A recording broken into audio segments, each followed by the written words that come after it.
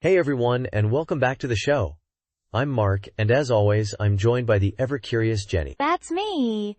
And today we're diving into something that's, well, it's kind of a big deal in the computing world. We're talking about SRAM, Mark. Or, more specifically, the crisis times of SRAM. The crisis. I like that. It adds a little drama. It's a great way to put it because, honestly, it times kind of a crisis. We're talking about static random access memory. The stuff that makes your computer's cache super fast. And it's hitting a wall. Okay, wait, let me get this straight. SRAM is the fast memory, different from, like, the RAM sticks I put in my computer? Exactly. Think of it this way. Your RAM is like a big storage warehouse. Pretty spacious, but a bit of a walk to get to. SRAM is like your desk's workspace. Small, but super quick to access. It's where your CPU keeps the stuff its asterisk immediately times working on. Okay, that makes sense. So, what's the crisis? Are we running out of desk space? Kind of, yeah. We've been making transistors, the tiny switches that make up SRAM, smaller and smaller for decades. That's Moore's law in action, right? More transistors, more speed, smaller size. But we're getting down to the atomic times level now, and things are getting weird. Weird how? Are the atoms staging a revolt? Haha, not quite a revolt. But it's close. It's called quantum tunneling, basically. At these tiny scales, electrons can just poof times appear on the other side of barriers they shouldn't be able to cross. It's like throwing a ball at a wall. And sometimes it just goes through times it. That sounds problematic. For memory, I mean. You need things to stay where you put them, right? Precisely. This leakiness creates instability. It's harder to tell if an SRAM cell is storing a 1 or a 0. And that's the foundation of all computing. This instability really started to become a major issue around the 5 nanometers node. And it's only gotten worse with 3 nanometers. So what are chip makers doing about it? Are they just throwing their hands up and saying, well, that's it, folks, no more fast computers? Not at all. There are a few different approaches. One is, they are trying to refine the existing SRAM tech, tweaking the materials, improving the design, squeezing every last bit of performance out of it. TSMC is doing some interesting work here. But there are limits to what they achieve. And I am guessing that is not the only iron in the fire, so to speak? Right.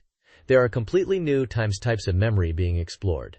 Things like eDRAM, FeRAM, and MRAM. They all have their pros and cons, though. Ooh, alphabet soup.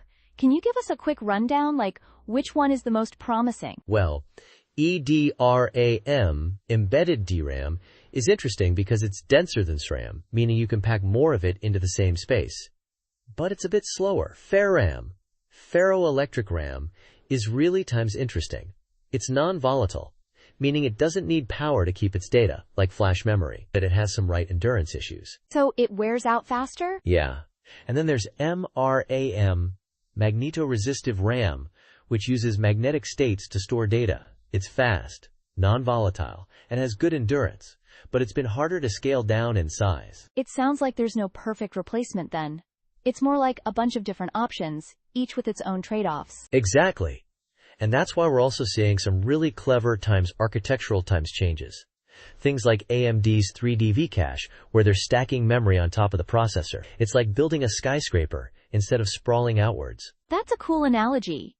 So instead of making the individual rooms bigger, the SRAM cells, they're just adding more floors to the building. Precisely. And then there are even more radical ideas, like probabilistic caching algorithms and stochastic computing.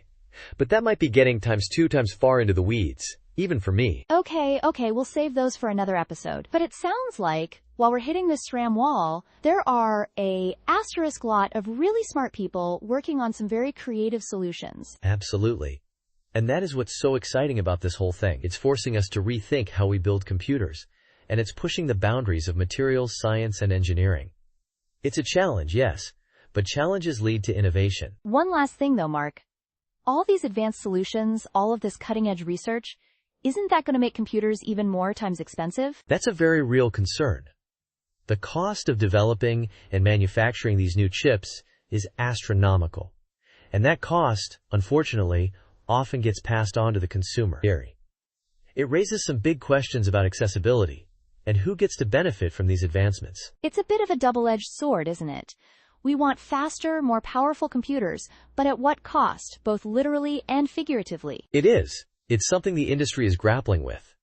There's a push for more efficient designs, not just faster ones, and that might help keep costs down, but it's definitely a challenge that needs to be addressed. Well, that's a fascinating, if slightly daunting, look at the future of computing. Thanks for breaking it down for us, Mark. My pleasure, Jenny. It's a complex issue, but it's one that's going to shape the technology we use every day. And that's it for today's episode.